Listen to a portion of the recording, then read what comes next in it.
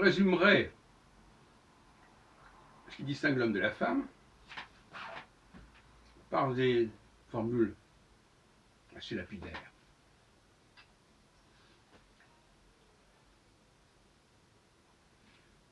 Quelle est la différence entre le rapport de l'homme à l'objet et le rapport de la femme à l'objet?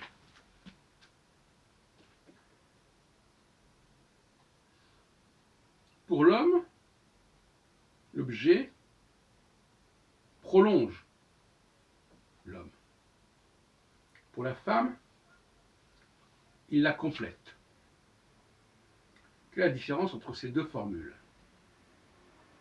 Prolonger, ça signifie, ça se situe dans le temps. C'est-à-dire, au bout d'un certain temps, ça me permet d'aller plus loin dans le temps. Compléter, c'est plutôt synchronique que diachronique. C'est compléter mon mode de fonctionnement. Là, on est dans l'espace, on n'est pas dans le temps.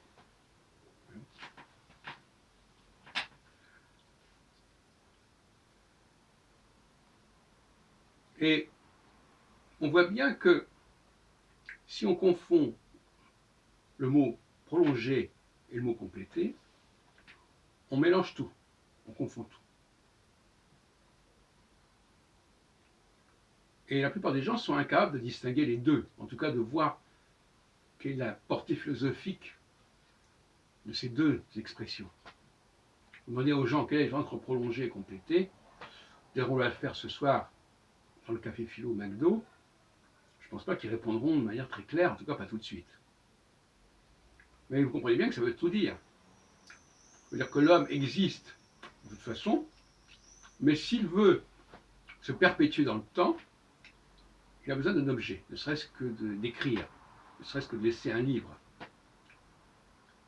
La femme, elle, son problème, c'est pas de se prolonger dans le temps, c'est tout simplement d'exister.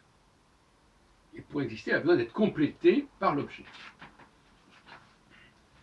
Donc l'objet ne joue pas du tout le même rôle pour l'homme et pour la femme.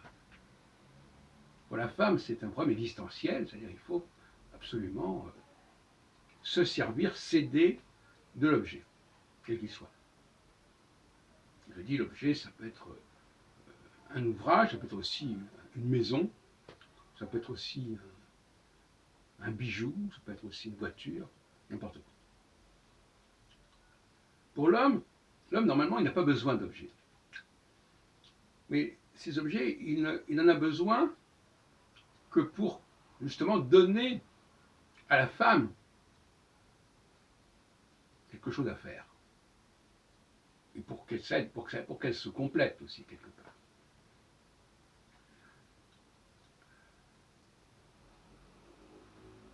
Un auteur qui a des réflexions, qui a des idées, n'a pas besoin d'écrire. S'il écrit, c'est pour que des personnes qui ne sont pas capables d'écrire, justement, enfin de penser, puissent penser. Ça va leur servir de prothèse, en quelque sorte. Et l'objet, c'est souvent une prothèse.